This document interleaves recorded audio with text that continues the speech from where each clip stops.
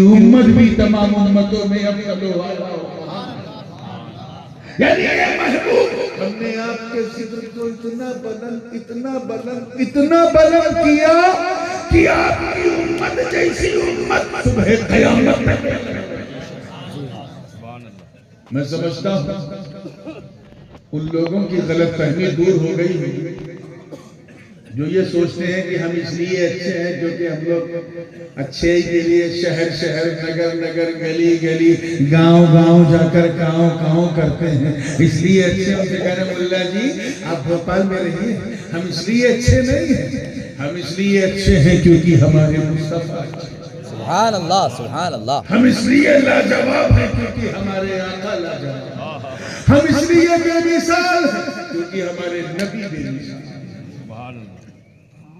کنتم خیر امۃ, یہ تاج پہنا دیا. آگے بہت ساری باتیں اس حوالے سے اسی مضمون کو آگے بڑھا کے تفسیر کے طور پہ ورفعنا لک ذکرک کی کیسا عنوان ہے مجھے نیکسٹ ٹائم یاد دلائیے گا. میں پھر اسی آیت کو پڑھ کر کے اس مضمون کو بہت پھیلا کے اس کی تفسیر جو صوفیہ نے کی, جو مفسرین نے کی, اس کی روشنی میں بات کروں گا. ابھی صرف ایک بات کر کے بات کو سماپت کروں, اور وہ یہ ہے کہ اس جلسے کا ٹائٹل کیا آپ نے کیا سنا ہے؟ رحمت عالم کا. کوئی بات اس پر بھی آ جائے اسی امت ہی کے حوالے سے. آپ نے سنا ہوگا, علماء سے سنا ہوگا, ائمہ سے سنا ہوگا کہ پچھلی امتوں پر اللہ کا عذاب آیا. سنا؟ سب نے سنا؟ ماشاءاللہ. آئی اور بات ہے کہ کسی پہ ہلکا عذاب آیا, کسی پہ درمیانہ آیا, اور کسی پہ تو میاں ایسا آیا کہ خود بھی گئے پوری دنیا گئی. جرم ان کے نانا پرکار کے تھے, کئی تھے, so many violence done by them, لیکن ایک جرم ایسا تھا جو کامن تھا, مشترک سب کے اندر تھا, اور وہ یہ تھا کہ پچھلی امتیں اپنے اپنے نبیوں کی انسلٹ کرتی تھی, اپمان کرتی تھی, توہین کرتی. اللہ کا ایگزامپل بہت ہے, میں صرف 2-3 ایگزامپل دے کے بات کو سمیٹنے کی کوشش کروں. حضرت نوح علیہ السلام نے جب اپنی امت کو توحید کی دعوت دی اور کہا میں نبی ہوں, تو جانتے کیا کہا امت نے؟ قرآن پاک میں وہ کوٹیشن موجود ہے. کہا یا نوح ما نراک الا بشرا مثلک, اے نوح ہم تمہیں ایک سادھارن منشیہ کے سوا کچھ نہیں سمجھتے, ایک عام انسان بشر کے سوا کچھ نہیں سمجھتے. بتاؤ انسلٹ ہوئی کہ نہیں؟ زور سے بولو, انسلٹ ہوئی, اور زور سے بولو. ارے ایک بار ویسے بول دو جیسے 11 بجے بولے تھے. ہوئی کہ نہیں ہوئی؟ صرف اتنا کہا. ایک چٹان پہ کھڑے ہو کے جناب نوح نے ہاتھ اٹھایا, عرض کیا رب لا تذر علی الارض من الکافرین دیارا, اے اللہ روئے زمین کو کافروں سے پاک کر دے.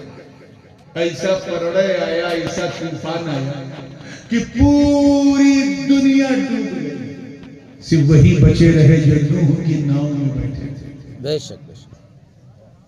جرم نبی کی توہین, نبی کو اپنی طرح سمجھنا اتنا خطرناک ہوتا ہے.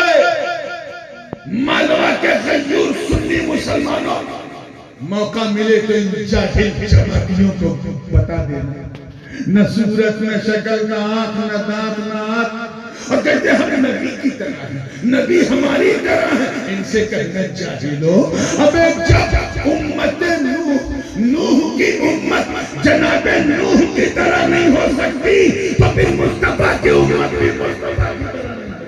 بے شک بے شک بے شک. حضرت ہود اور صالح علیہ السلام کی امت کا عالم یہی تھا, نبی کی توہین کیا. ایسا طوفان آیا. سورہ حقہ شریف کا پہلا رکوع پڑھ رہا, 8 ایام حسوما فطر القوم, 8 دن اور 7 رات تک, 7 لیال آندھی ان پر مسلط رہی. انسان ہوا کی طرح اڑتا تھا, اڑ کے نیچے گرتا تھا. اگر وہ زمین دیکھنا ہے تو کبھی مدینے سے جب آپ دمشق کی طرف جائیں, العلا نام کا ایک گاؤں ہے, وہاں قوم عاد و ثمود آباد تھی.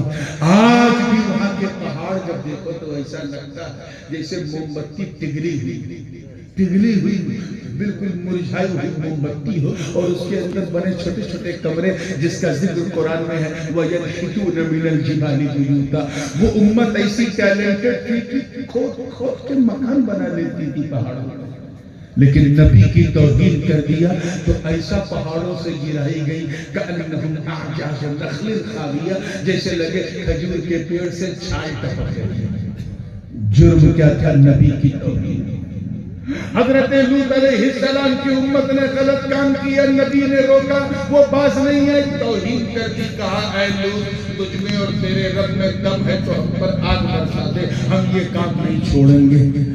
ایسی آگ برسی کی صرف امت نہیں بلکہ پوری دھرتی پورا علاقہ جل کے سوہا ہو گیا. دیکھنا ہے تو کبھی عمان جانا، اور عمان سے زرقہ کا مقام ہوتے ہوئے اگر آپ فلسطین میں جائیں یا پھر مقبوضہ فلسطین جسے اسرائیل کہتے ہیں وہاں جائیں تو 1 سے لے کر 150 کلومیٹر تک آج بھی زمین بالکل کالی ہے.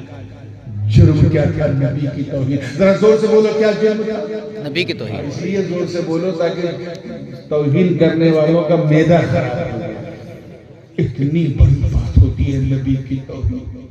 حضرت موسیٰ کی امت نے کیا کیا؟ حضرت موسیٰ کلیم اللہ علیہ السلام نے اپنی امت بنی اسرائیل سے کہا چلو فرعون سے جہاد کرنا ہے. تو جماعت کے امیروں نے کہا یا موسیٰ اذهب انت وربک فقاتلا انہا ہنا قاعدون. اے موسیٰ جاؤ تم اور تمہارا رب لڑو، ہم تو یہی بیٹھے رہے.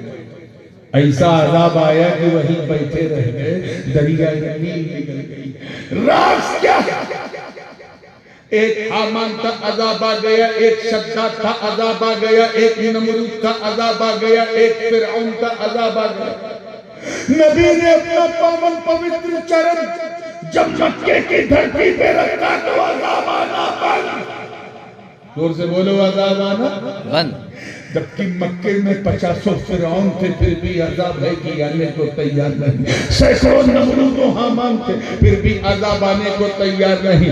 مصطفیٰ جان رحمت کے مول ادھکاروں کا ہنن ہو رہا ہے پھر بھی عذاب آنے کو تیار نہیں. راہوں میں کانٹے بچھائے گئے پھر بھی عذاب آنے کو تیار نہیں. مصطفیٰ جان رحمت پر الٹی سیدھی بات کی گئی. کسی نے معاذ اللہ انہیں ساحر یعنی جادوگر کہا، کسی نے انہیں مجنون یعنی پاگل کہا نعوذ باللہ، کسی نے انہیں کاہن یعنی جوتشی کہا، کسی نے انہیں کوی یعنی شاعر کہا. جس کے منہ میں جو آیا بکتا رہا پھر بھی عذاب آنے کو تیار نہیں. مصطفیٰ جان رحمت کے جسم پاک پر ناپاک کو جھڑیاں پھینکی گئی پھر بھی عذاب آنے کو تیار نہیں. طائف کی زمین پر ان کے جسم پاک کو رگڑ رگڑ کے لہو لہن کیا گیا پھر بھی عذاب آنے کو تیار نہیں. میرے آقا کا مکے میں رہنا مشکل کر دیا گیا. 2.5 سے لے کے 3 سال تک شعب ابی طالب میں نظر بند حوض ارس رکھا گیا پھر بھی عذاب آنے کو تیار نہیں. نہ سورج پھٹنے کو تیار، نہ زمین کھسکنے کو تیار، نہ آگ برسنے کو تیار، نہ انسان کو بندر بنایا جا رہا ہے. سارا نظام چل رہا ہے. ارے نبی تو نبی. آپ کی ظاہری زندگی کے بعد ابو بکر صدیق کے زمانے میں منکرین زکات کا فتنہ آیا پھر بھی عذاب نہ آیا. فاروق اعظم کو سبائیوں نے شہید کر دیا پھر بھی عذاب نہ آیا. عثمان غنی کو پلوائیوں نے شہید کر دیا پھر بھی عذاب نہ آیا. مولا علی کو خارجیوں نے شہید کر دیا پھر بھی عذاب نہ آیا. آقا حسین کو یزیدیوں نے 3 دن تک بھوکا پیاسا کر کے پریوار سہی شہید کر دیا پھر بھی عذاب آنے کو تیار نہیں. قدریت کا فتنہ آیا، جبریت کا فتنہ، جہمیت کا فتنہ، اعتزال کا فتنہ، رد و خروج کا فتنہ پھر بھی عذاب آنے کو تیار نہیں. چکرانویت کا فتنہ، نیچریت کا فتنہ، بہائیت کا فتنہ، کرامتہ کا فتنہ، بواطنہ کا فتنہ، اور سب سے آخر میں تمام فتنوں کی اماں وہابیت و نجدیت، سلفیت و دیوبندیت کا فتنہ آیا. نبی کی توہین کا بازار گرم ہو گیا. چھاپ چھاپ کر کہا گیا، لکھ لکھ کر نبی کو مر کے مٹی میں ملنے والا کہا گیا پھر بھی عذاب آنے کو تیار نہیں. ان سے زیادہ شیطان کو گیانی و بدوان کہا گیا پھر بھی عذاب آنے کو تیار نہیں. نبی کی طرح خود کو رحمت للعالمین لکھا گیا پھر بھی عذاب آنے کو تیار نہیں. معاملہ کیا ہے؟ اے قرآن تو بتا، کیا بات ہے. واہ تو بتا سبحان تو اللہ. کہ تو نے پچھلے نبیوں کی امت امت پر نازل ہونے والے عذاب کی داستان بڑی تفصیل سے ڈیٹیل میں بتائی ہے. یہ بتا اب عذاب رکا کیوں ہے؟ پہلے معمولی توہین پہ آ جاتا تھا، اب تو منظم توہین ہو رہی ہے، سازش کر کر کے توہین ہو رہی ہے، اپمان ہو رہا ہے، پھر بھی عذاب آنے کو تیار نہیں. کوئی پاکھنڈی ڈاسنا سے بولتا ہے کہ حضرت ام المومنین عائشہ صدیقہ کی شان میں گستاخی کرتا ہے، پھر بھی عذاب آنے کو تیار نہیں. اے قرآن تو بتا یہ عذاب رکا کیوں؟ اے سامر کے غیور مسلمانوں، قرآن کی چمک دمک اور مہدی آیت نے فیصلہ سنا دیا. وما کان اللہ لیعذبہم وانت فیہم. اے محبوب اللہ کا عذاب ان پر کیسے نازل ہو؟ اے میرے پیارے جب ان کے بیچ میں آپ ہائے ہائے سبحان اللہ.